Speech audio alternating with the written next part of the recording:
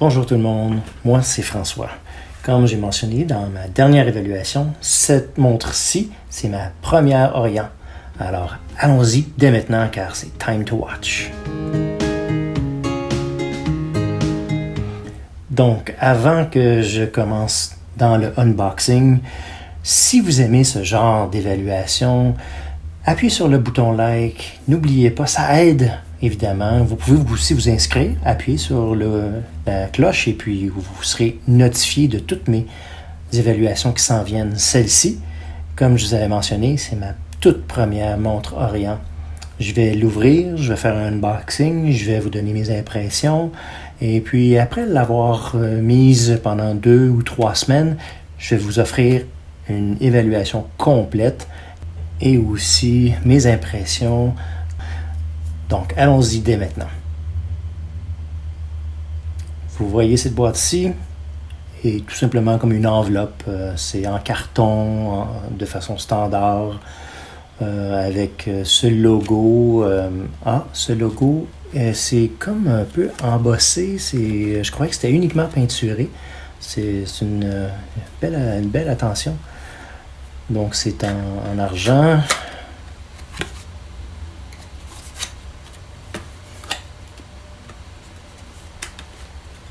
Je vois cette montre-ci exactement en même temps que vous. Je le sais exactement c'est quoi. Par contre, je vais l'avoir en même temps que vous. Et voici, c'est la boîte en tant que telle. Oh oui, c'est surprenant. Je ne m'attendais pas à avoir cette finition, un genre de fini argenté. On dirait en métal, je ne suis pas certain. J'imagine que c'est peut-être un plastique très luisant, mais peut-être que c'est effectivement du métal. Vous voyez les rivets aussi. Les rivets qui aussi se tiennent avec les coutures. Tout met ça en place. C'est bien. La documentation, et essentiellement, c'est comme vous voyez, les instructions, tout simplement. Et puis, le deuxième document ici, c'est principalement la garantie. Je ne sais pas exactement c'est quoi la garantie, mais enfin, je vais regarder, je vais vous donner mes impressions lorsque j'aurai fini mon évaluation complète.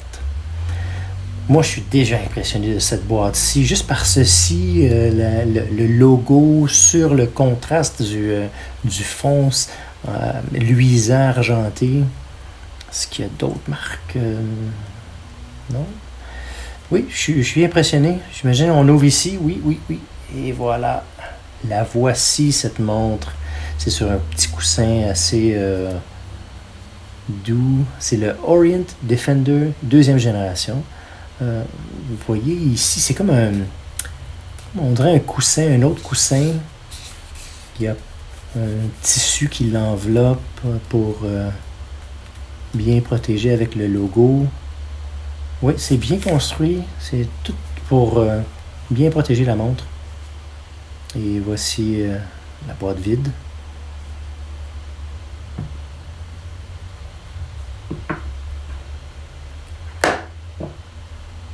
Oui, j'aime beaucoup voir ça, ce genre de coussin. Ça présente bien lorsqu'on ouvre la boîte. Et voici la montre.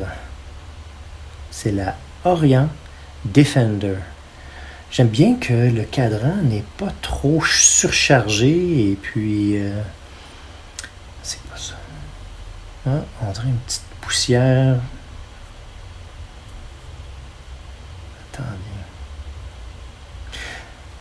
J'étais un peu inquiet. Cette marque qu'il y avait sur le cristal, je croyais que c'était permanent, mais comme vous voyez, je l'ai retiré, j'ai frotté et tout est beau.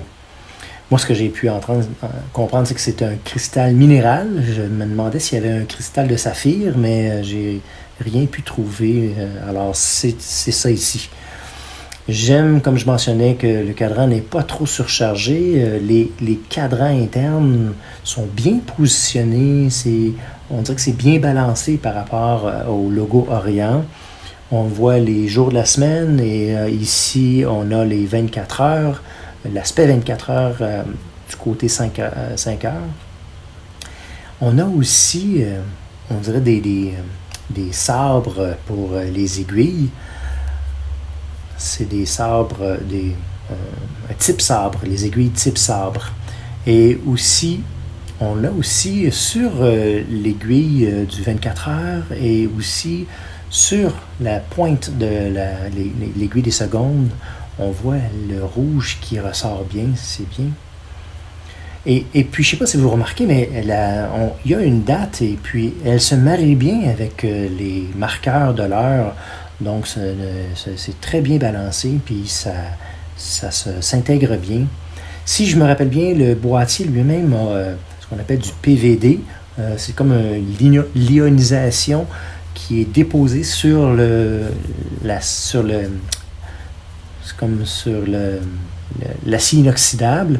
Je ne sais pas c'est quoi le matériel, mais on voit ici sur la couronne, c'est aussi ionisé avec la signature. Et puis pour le prix, c'est rare d'avoir un mouvement. C'est un mouvement fait maison. C'est Orient qui fait ses propres mouvements. Comme vous voyez, on peut dévisser la couronne elle-même. Si on la met à la première position, non, c'est vrai, c'est la première position. C'est ça, oui. On peut la monter elle-même. Et puis voilà, on va la faire partir. Et la deuxième position, je crois qu'on change la date. Oui, c'est ça, on change la date comme ça. Et puis, dans l'autre sens, je crois qu'on change les jours. Oui, les jours, on les change comme ça. C'est intéressant, oui. Ah, voilà. Cette montre-ci, elle a la génération 2 du mouvement de Orient. C'est qu'on peut arrêter les secondes. Et on peut remonter la montre manuellement. La version précédente, c'était uniquement automatique. Et puis là, maintenant, à la dernière position, on change l'heure, évidemment. Donc, c'est un beau changement de pur automatique. On ne pouvait pas changer, arrêter les secondes. Là, ici, en vissant tout simplement, tout repart. Et puis, lorsque j'ai vissé, je sentais que c'était comme un peu difficile, je pourrais dire. C'était comme un peu rugueux. On voit les marqueurs de l'heure et aussi les aiguilles qui ont de la luminescence. On voit aussi que c'est un bracelet de type NATO. J'aime ce genre de bracelet, mais ça ajoute un peu d'épaisseur, vous voyez ici. Puis des fois, on peut juste couper cette section-ci, puis on enlève la portion excédente. Et aussi, vous voyez le matériel sur la quincaillerie, disons, c'est aussi l'ionisation. Il y a aussi la signature du mot Orient sur la boucle elle-même. Ici, ça, c'est un indicateur du modèle, tout simplement. Alors, regardez ça et puis vous pourrez évidemment trouver ce modèle. Laissez-moi voir si je peux vous montrer le fond de boîtier à l'arrière. Et là, voici. On voit, c'est quoi? C'est un genre d'écusson, Orient.